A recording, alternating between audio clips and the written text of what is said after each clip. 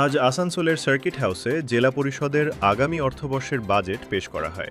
সভায় উপস্থিত ছিলেন জেলা পরিষদের সভাধিপতি বিশ্বনাথ বাউড়ি, সহ সভাধিপতি বিষ্ণুদেব ননিয়া, মেন্টর ভি শিবদাসান দাশু সহ অন্যান্য আধিকারিকরা। গতবারের ১৬৫ কোটি টাকার পরিবর্তে এবারে তুলনায় বেশি প্রায় ১৭৯ কোটি টাকার বাজেট পেশ করা হয়। সভাধিপতি জানান যে জল সরবরাহ ও সোলার লাইট স্থাপনে বিশেষ জোর দেওয়া হয়েছে। কালাঝুরিয়া পাইপলাইন মেরামতের ফলে জলের সংকট কমবে বলে আশা করছেন তারা।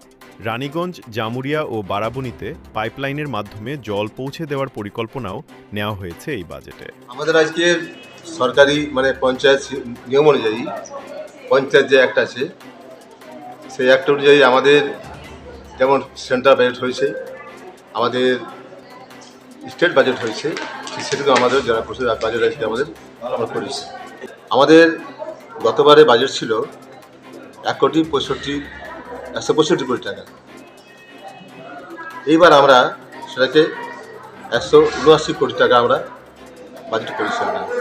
আমাদের নিয়ম হচ্ছে যে বাজেটগুলো আমরা পাই, যেটা অ্যামাউন্টটা পাই আমরা তাতে 10% বাড়িয়ে আমাদের বাজেটটা করতে হয়। এবারে সরকার দেখা যাবে এর মধ্যে 15 CFCও আছে, 50 SFCও আছে, সেন্ট্রাল বাজেট বা সেন্ট্রাল গভর্নমেন্টেরও আছে এবং আমাদের রাজ্য সরকারেরও বাজেটও আছে। এবারে গভর্নমেন্ট যেভাবে টাকা দেবে সেভাবে আমরা আগামী দিনে সেই কাজগুলো আমরা ইমপ্লিমেন্ট করতে পারব। আমাদের জোর আমরা বেশি আমাদের জলের আছে, জল, পানীয় জল, আলো।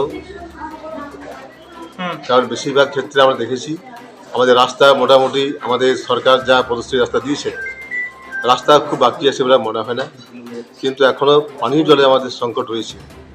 বিশেষ করে বিভিন্ন জায়গায় যেখানে গ্রাউন্ড ওয়াটার নেই, আমাদের RCF ফ্যাক্টরির কাজ আমরা শুরু করা সত্ত্বেও আমরা এগুলো শেষ সমাপ্ত করতে পারিনি, কারণ আমাদের সেন্ট্রাল গভর্নমেন্ট টাকা দেয়নি বলেই আমাদের সে কাজ সম্পূর্ণ করা যায়নি।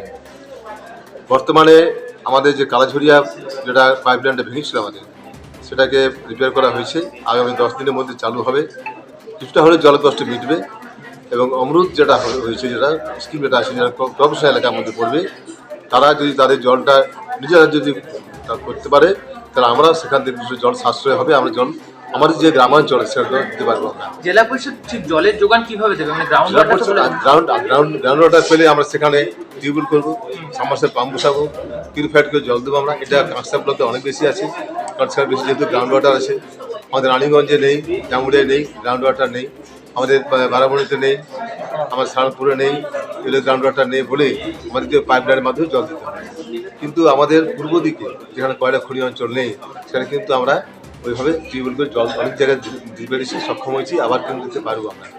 কারণ বর্তমান সময়ে আমাদের সরকার আমাদের গাইডলাইন দিয়েছেন যে ইলেকট্রিসিটি আমাদের যেভাবে দাম বাড়ছে, তাতে করে সব জায়গায় ইলেকট্রিকের ব্যবহার করা যাবে না। তো তাই নয়, সরকার এটাও বলেছে যে পঞ্চায়েতগুলোকে সম্পূর্ণ আপনারা সোলার লাইট করে দিন, তাহলে কিন্তু আমাদের ইলেকট্রিক খরচাটা বাঁচবে। এটা ওয়ান টাইম খরচা, পরবর্তীতে আমাদের বাঁচবে।